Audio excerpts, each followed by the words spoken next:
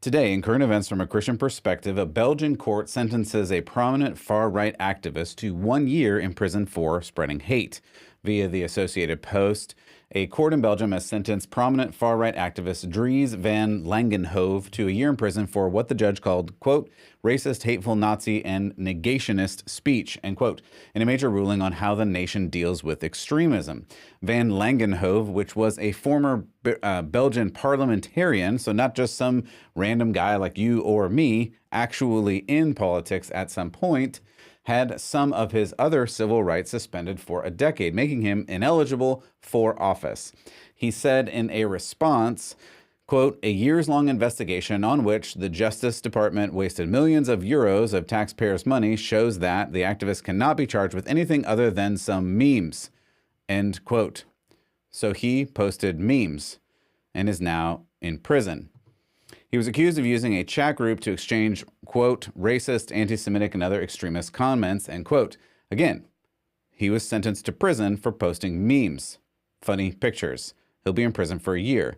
So, going to prison for spicy memes. You may say he really is a racist or a Nazi or really, really bad guy. Maybe so.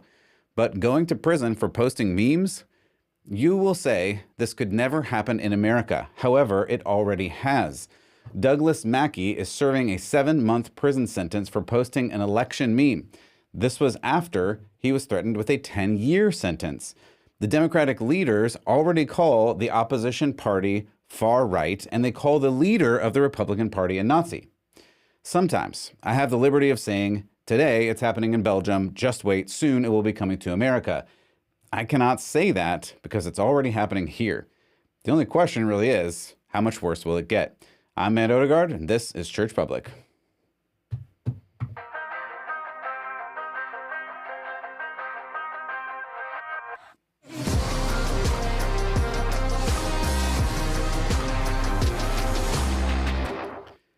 Welcome back to Church Public. I'm your host, as always, Matt Odegaard, and I really appreciate you stopping by today. Your time is valuable, and I want to honor that. Audio listener, if you're an audio listener, I love you. If you want to see some of the pictures and videos that we will be looking at today, you can navigate to the YouTubes. I should be on there. Hopefully I'm on there. We'll see what happens. And then you can also go to churchpublic.com, and wherever we end up being, I'll put something there. All right, so I want to help you live out your faith and do that through current events so that you can live out your faith in all areas of your life. So that's how we look at things here today. We'll be looking at some of those news events. And again, you get a Christian perspective. It's not the only perspective, but maybe the only one that matters. Just kidding.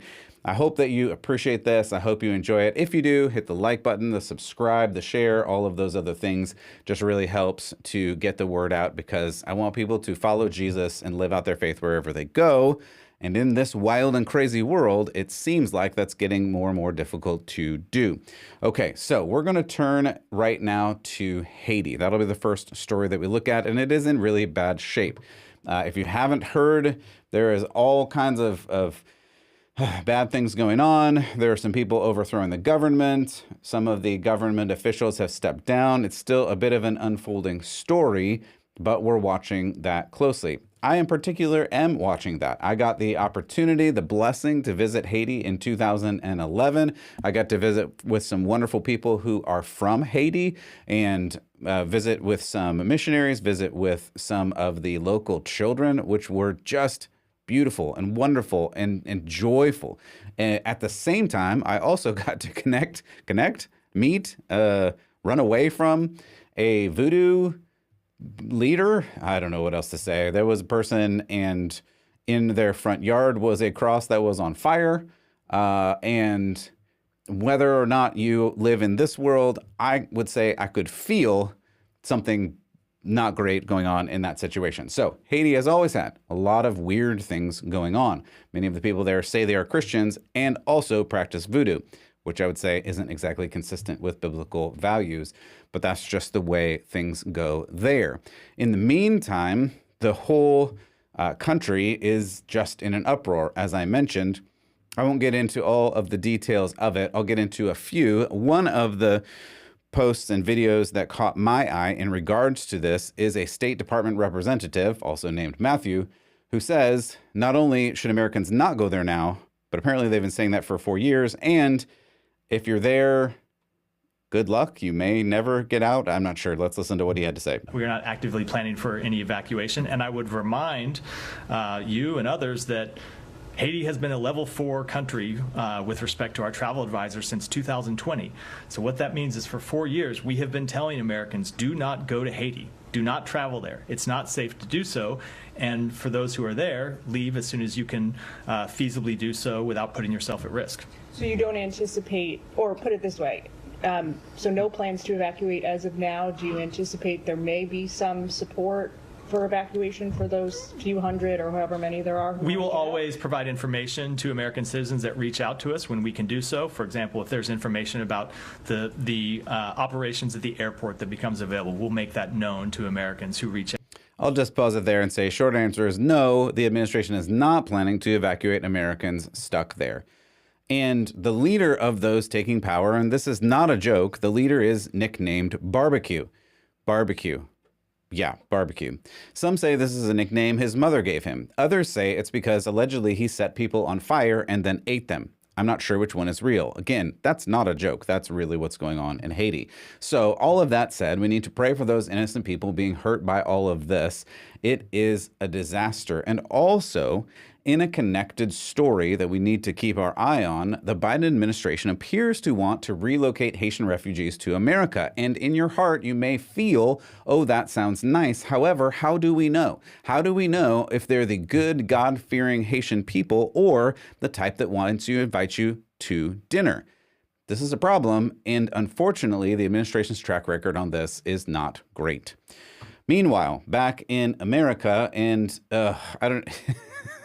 Sometimes I note stories and then look back and think, why did I choose this? But we choose this. Listen, I go through this ridiculousness for you. I want to help you so that you don't have to do the work of figuring out what in the world is going on. And listen, you can search through the headlines yourself. None of this is unknown or impossible to find. However, some of it is just wacky. So this is the story that we get to here, and that is Olivia Rodrigo. Now, I don't really know much about her. I will admit I'm not a follower of Olivia Rodrigo. Some people apparently really are. Apparently, she is very, very popular. Again, I may be able to recognize a song that she's done if I heard it, but off the top of my head, I couldn't say it. For those unfamiliar like me, this 21-year-old musician, singer, actress, whatever, rose to fame on the Disney Channel and programs like High School Musical, the series. And yes, that's the full title of what that show was called.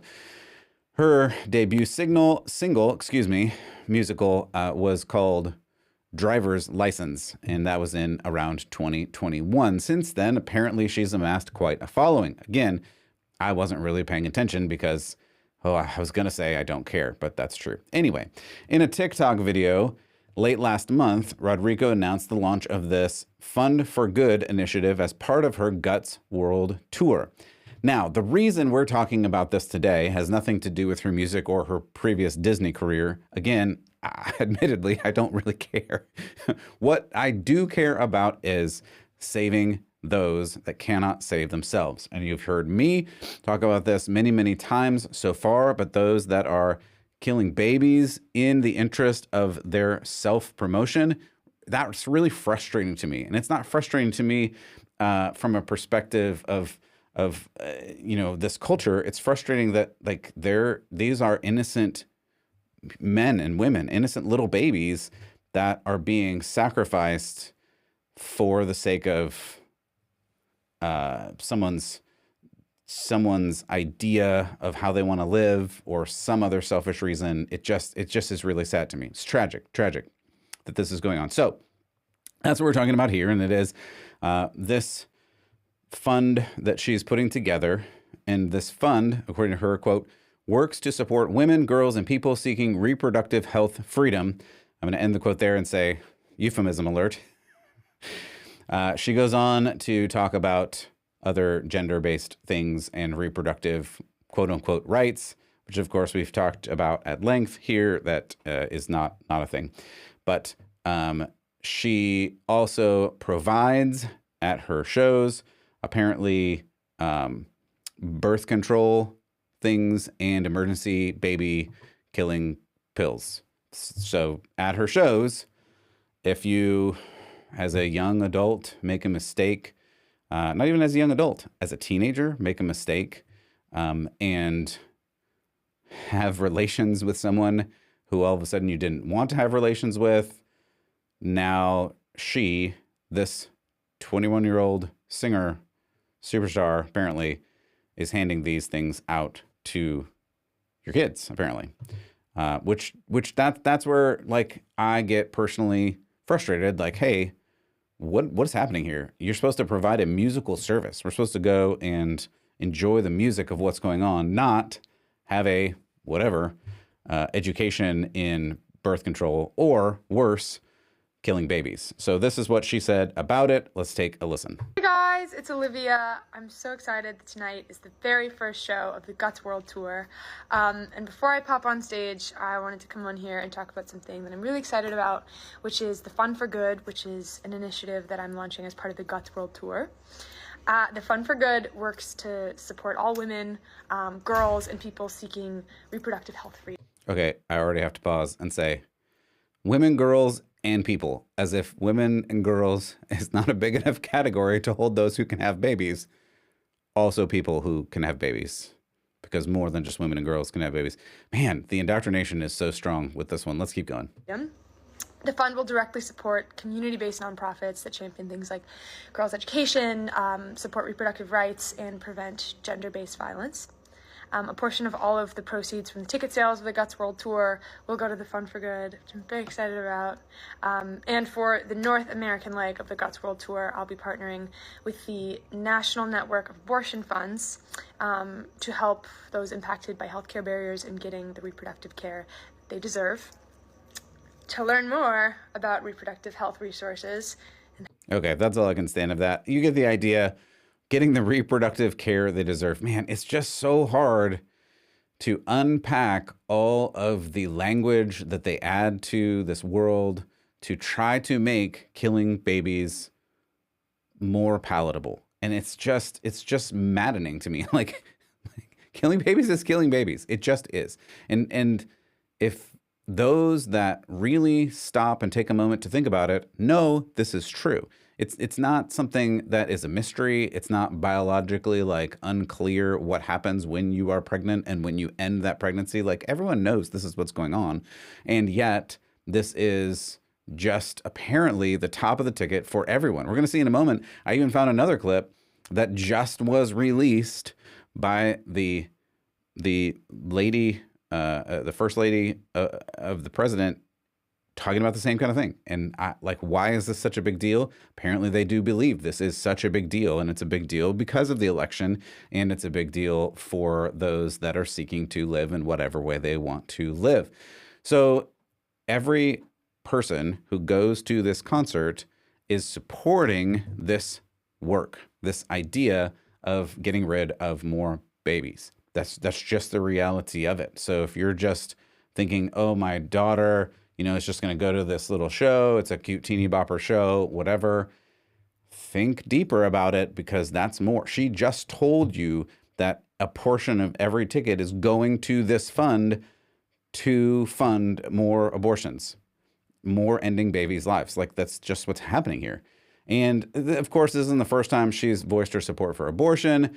At 22 Glastonbury Festival, which was shortly after Roe being reversed, she said to the members of the United States Supreme Court, quote, "We hate you," end quote. And later, when challenged on that, like, do you really hate the Supreme Court of the United States of America? She said, quote, "Forcing women to give birth is really horrifying," end quote.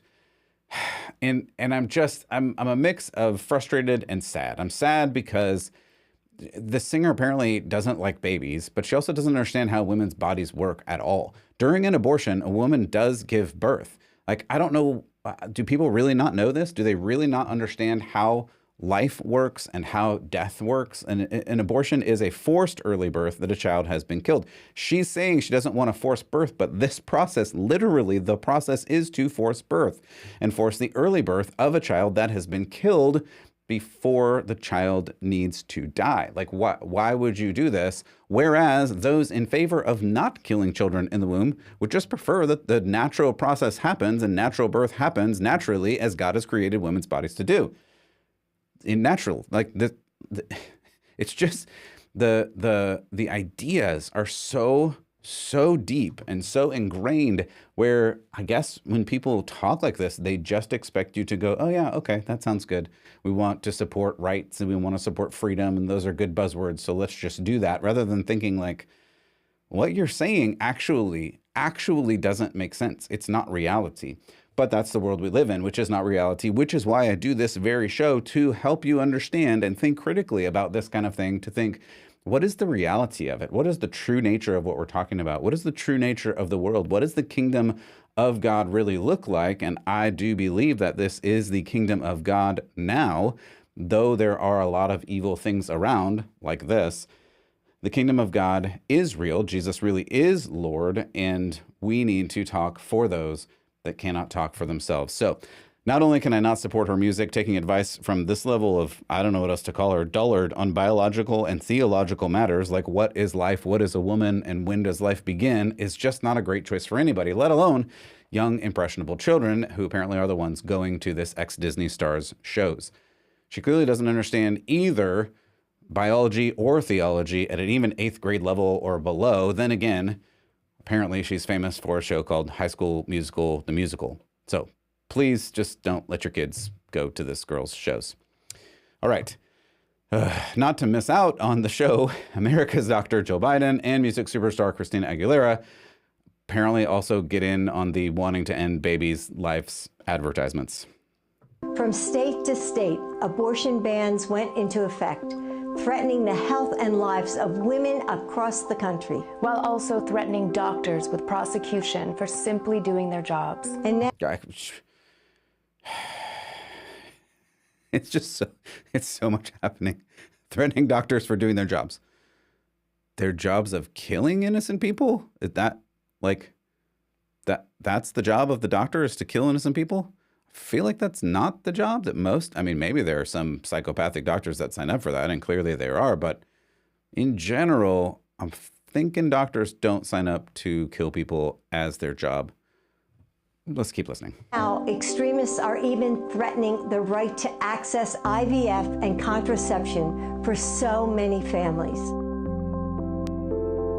If you're just listening, the screen says secrecy, shame, punishment, danger, even death. Extremists are working harder than ever to drag us back to a past we thought was long over. But oh, okay, I gotta pause there again. Whew, we're gonna try to get through this. So extremists are dragging us back. Extremists are dragging us back. We got to examine this. What are we saying here? So we're saying extremists are dragging us back to a place they thought was long past. And this is the liberal, the postmodern view of reality, that history goes in one direction, and the progressive view is that it keeps getting better until we get to a place where you're just in paradise and utopia. That's the idea. That's the general idea of liberalism and beyond that, progressivism, which encompasses all of the things that we talk about in other times, Marxism and postmodernism, all of that. That if you keep going forward, life is going to keep getting better for everybody. The reality is, and history shows now, looking at real life, that's not what happens at all. Like, that's definitely not what happens.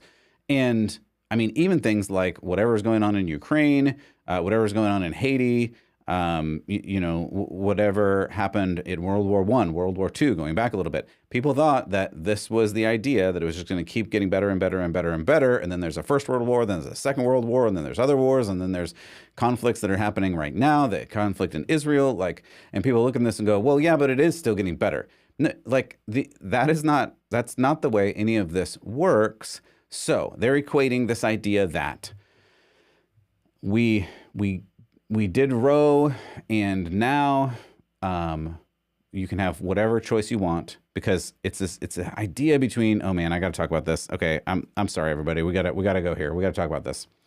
So this idea between the founding of America and the founding of France. I know that doesn't sound like it's connected, but I'm gonna bring it in.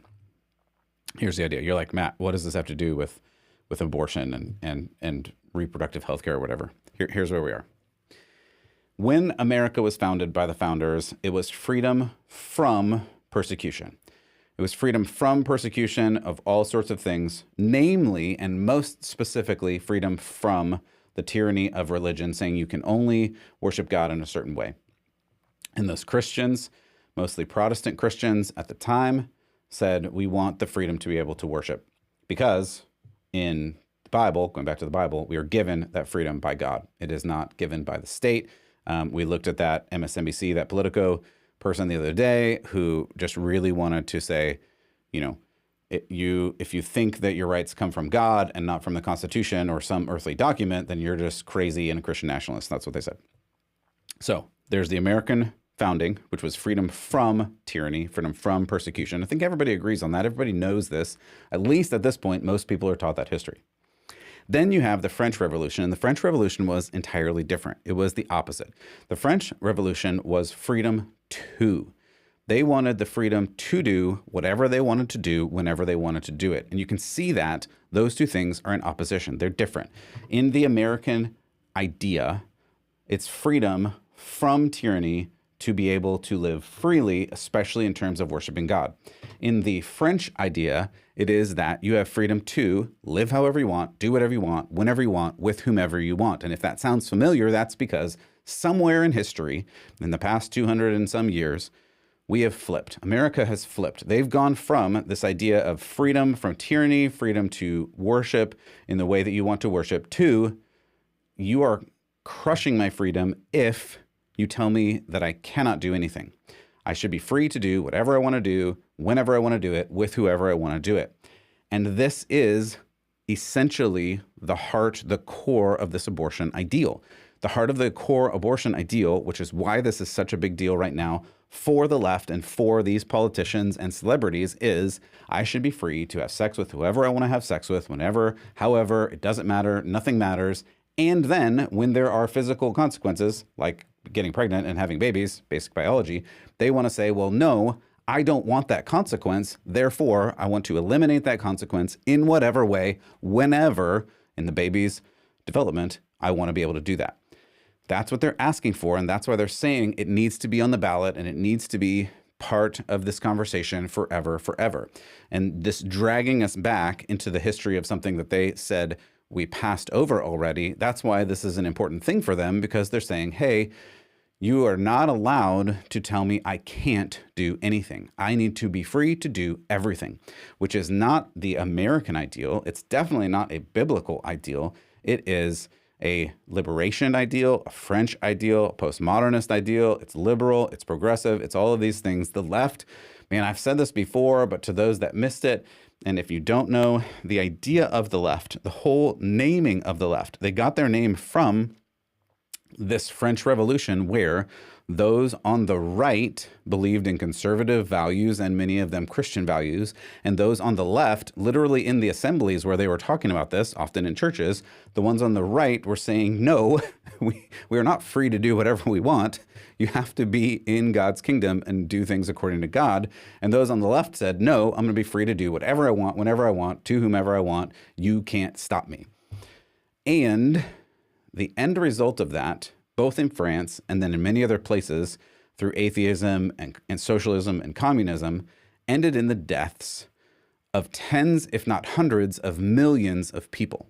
And the first to be killed in every one of those situations were the priests and pastors, because they said, no, you can't do whatever you want, whenever you want, with whoever you want, because that's not the way of the Bible. That's not the way of reality.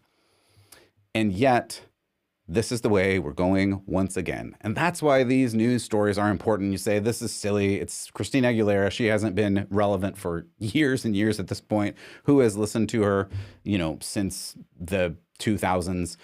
I don't know. But it's important because they're pushing, once again, this idea that you can do whatever you want, with whoever you want, whenever you want, and it doesn't really matter. She says one more thing here that I think I want to get to. I'm going to pull it back in. Let me try this button and see if I can bring it in. We say our reproductive health care decisions should be made by us and our doctors, not politicians. We should have the freedom to make our decisions about our own bodies. I will No, I'm sorry. I keep pausing it. But did you hear it there? Did you hear exactly what I'm saying? The idea is you should have the freedom to do whatever you want with whoever you want. You have the freedom over your body. No one can tell you what to do with your body. Well, okay, but is a baby your body? And the answer obviously is no, but it doesn't matter because the baby to them is just a consequence of an action that they may or may not have wanted to do in the first place, probably did want to do, but didn't want the consequence of it and didn't deal appropriately with avoiding the consequence or living in a way that would avoid the consequence, like don't have sex when you're not married. And then you want to be able to do whatever you want to do. It's the same idea. And that's why I know that was kind of historical and philosophical, but it's important to understand this is the foundational belief that is undergirding this entire system, this entire worldview. Just a little bit more, I think Christina says one thing that I want to point to. not let my daughter live in a world where politicians make decisions about her body. Okay, so that's what I wanted to point to. She says, I cannot let my daughter live in a world. Actually, the first time I listened, and you probably didn't hear it there, and I won't rewind it for you, but the first time she says, I could not let my daughter live, and I feel like there was a pause there. Maybe I was listening for it. I feel like there was a little pause there, and I got a little scared. I thought she said, I could not let my daughter live, and maybe that's just because that's what they're talking about. But anyway, she said, I could not let my daughter live in a world where she can't have choices to do whatever she wants to do with whoever she wants to do, whenever she wants to do it. That's the way this is going, and that's what they're arguing for. And that's what they're arguing for, not just in this euphemism of reproductive freedom, which equals killing babies and abortion, but in everything. And you have to understand this is just the spearhead of ideology that is saying, if you don't do this, then you stop us from doing all kinds of things that we want to do. And we want to do everything. We don't want limits on anything. And this is why this is really important to understand from a theological point of view. Paul, in his letters, in his notes to us, says, everything may be permissible. Everything is, you're free to do whatever you want. And that is the freedom that we have through grace. You actually are free to do whatever you want. But there's a big but there, and that is not everything you do is good for you or others. And as Jesus says, love God with all your heart and soul and mind and strength, and love your neighbor as yourself. If those two categories are not checked, then what you do is not right. And this is what we have to understand. Sure, you can do whatever you want to do. That may have both physical and spiritual consequences. And we need to understand what that is. And yes, those that don't know Jesus will maybe not understand all of this, but we need to as followers of God. All right, in world news, England's National Health Service will stop prescribing puberty blockers for kids. So this is really good. I know that was a big transition, but let's keep going on to this. And that is, so England has been on the forefront of prescribing these medicines for children. However, now they're saying, quote, there is not enough evidence to support prescribing these, end quote. I'll go the other way and say there's clearly abundant evidence that puberty blockers, hormone treatments to try, and I do say try, to change a boy into a girl or vice versa is rooted in this quackery, that a lack of understanding of basic biology. But again, I'm not a doctor. So the National Health Service of England says it will stop providing puberty blockers for children with gender dysphoria, which is great news. The NHS England made the announcement a little bit ago following several months of research and review of the evidence provided by the, I love this one, National Institute for Health and Care Excellence, acronym NICE. By the way, what kind of scary, ironic name for an organization that mutilates children is called NICE? Oh boy. Anyway, so a spokesperson for the NHS said, as quoted by The Guardian, quote, we have concluded that there is not enough evidence to support the safety or clinical effectiveness of puberty suppressing hormones to make the treatment even routinely available at this time. Again, this is fantastic news. Stonewall, however, a British LGBT advocacy group, expressed concern over the decision, claiming while the new rule will not interfere with minors currently undergoing treatment, could prevent around 8,000 more youth from beginning a puberty blocker regimen, to which I say, great. This is really good news. that all of these kids will be saved from this ridiculous quackery fake doctoring that doesn't actually do anything, and in fact hurts these poor children. Sadly, in the meantime, America is prescribing these and other things at an ever-increasing rate, so we can continue to pray for our children and pray leaders will see the errors in their ways. All right, final story for the day. We're going to talk about Joe Rogan. I try not to like quote other podcasts when I'm doing podcasts, but man, I saw this one going around and it's just too good. And it's just too good because if you're not familiar with Joe Rogan, I mean, he did the Fear Factor back in the day. He did MMA wrestling. He emceed a bunch of MMA stuff and other fighting things, and now has had this extremely successful podcast where he has been all over the map in terms of topics. However, this particular clip that was bouncing around, I just really liked because he is starting to see the cracks in reality that we were just talking about a moment ago between what do you worship and why do you worship, and he's starting to see it. So he said this about, well, Christianity. But I think as time rolls on, people are going to understand the need to have some sort of divine structure to things, some sort of belief in the sanctity of love and of truth. And a lot of that comes from religion.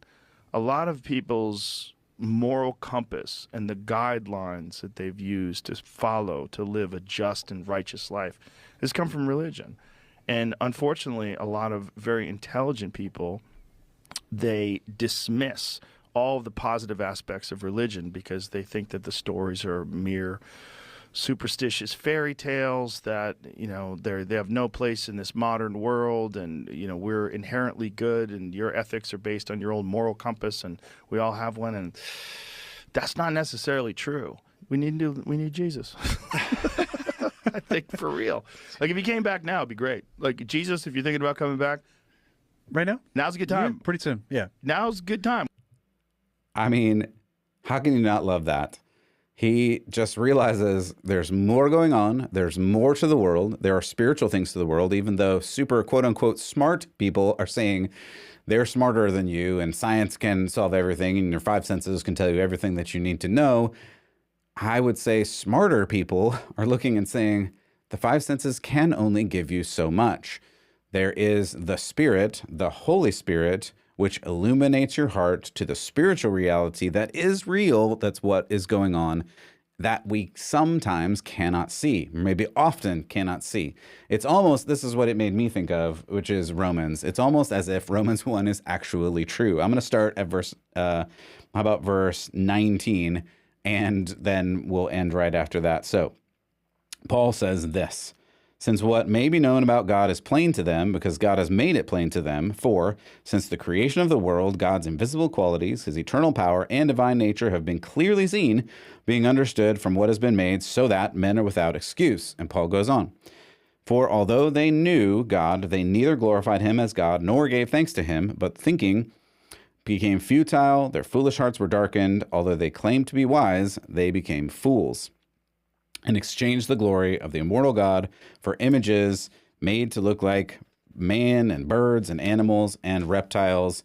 I'll go ahead and just end it there. He goes on and on and on, but it's fantastic if you haven't read Romans sometime. The point of all this is even Joe Rogan is starting to see, hey, there's something else going on. And I love the fact that he specifically named Jesus.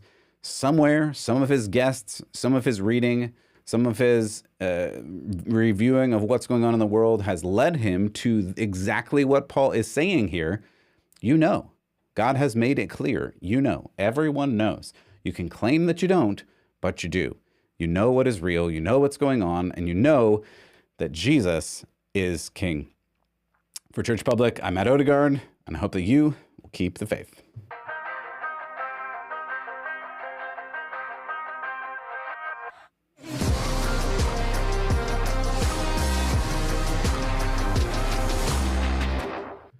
Thanks again for joining Church Public. I really appreciate you, and I appreciate you stopping by. Hopefully this was helpful to you. If it was, do a review, hit the like, hit the share, give a 5-star review on there, send it to a friend. If you want to support, you can also go to churchpublic.com/support. God bless, and we'll see you next time.